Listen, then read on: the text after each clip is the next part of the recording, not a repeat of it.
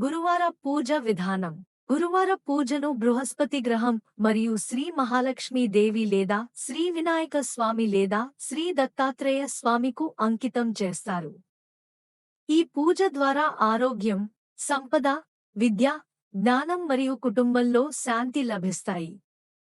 గురుగ్రహ అనుగ్రహం కోసం గురువార పూజను భక్తితో చేస్తే విశేష ఫలితాలు కలుగుతాయని నమ్మకం.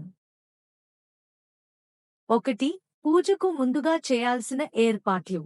తెల్లవారుజామున త్వరగా లేచి తలస్నానం చేయాలి. పసుపు లేదా పసుపు రంగు దుస్తులు ధరించాలి. పసుపు రంగు గురువుని ప్రీతికరమైనది. పూజ స్థలాన్ని శుభ్రం చేసి శ్రీ మహాలక్ష్మి, వినాయక స్వామి లేదా శ్రీ దత్తాత్రేయ స్వామి విగ్రహాన్ని లేదా చిత్రాన్ని ప్రతిష్ఠించాలి. 2. అవసరమైన వస్తువులు. శ్రీ మహాలక్ష్మి, వినాయక స్వామి లేదా దత్తాత్రేయ స్వామి విగ్రహం లేదా ఫోటో. పసుపు, కుంకుమ, గంధం. పసుపు రంగు పుష్పాలు, చామంతి, కనకాంబరం. ధూపం, దీపం, కర్పూరం. పంచామృతం, పాలు, తేనె, పెరుగు, నెయ్యి, చక్కెర. పసుపు రంగు వస్త్రం లేదా లడ్డు, చక్కెర పొంగలి, నైవేద్యం. కొబ్బరికాయ, అరటిపండు, పసుపు గడలు. పసుపు రంగు పండ్లు, కేసరిమామిడి, ముసమ్మి. తులసి దళాలు. 3. పూజ విధానం. అభిషేకం, పవిత్ర స్నానం. ముందుగా విగ్రహాన్ని నీటితో శుభ్రపరచాలి. తరువాత పంచామృతంతో, పాలు, తేనె, పెరుగు, నెయ్యి, చక్కెర అభిషేకం చేయాలి. చివరిగా శుభ్రమైన నీటితో శుద్ధి చేయాలి. అలంకారం. గంధం, కుంకుమ రాయాలి. పసుపు గడలు మరియు పసుపు రంగు పుష్పాలతో అలంకరించాలి.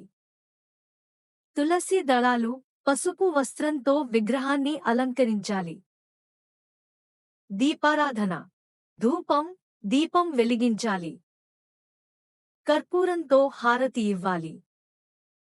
ఓం బృహస్పతయే నమః మంత్రాన్ని 108 సార్లు ఉచ్చరించాలి. నైవేద్యం. లడ్డు, చక్కెర పొంగలి, పసుపు రంగు పదార్థాలు సమర్పించాలి. కొబ్బరికాయ నైవేద్యంగా సమర్పించాలి. మంత్రాలు మరియు స్తోత్రాలు. శ్రీ లక్ష్మీ అష్టకం లేదా శ్రీ సూక్తం పఠించాలి. దత్తాత్రేయ స్తోత్రం లేదా బృహస్పతి గాయత్రి మంత్రం. ఓం బృహస్పతయే విద్మహే దేవాచార్యాయ ధీమహి తన్నో గురుః ప్రచోదయాత్. వినాయక అష్టోత్తర శతనామావళి పఠించాలి. హారతి. కర్పూరంతో హారతి ఇవ్వాలి. భక్తితో మంగళ హారతి సమర్పించాలి. ప్రదక్షిణ మరియు నమస్కారం. విగ్రహానికి 3 లేదా 5 సార్లు ప్రదక్షిణ చేయాలి. అనంతరం నమస్కారం చేసి ఆశీర్వాదం కోరాలి.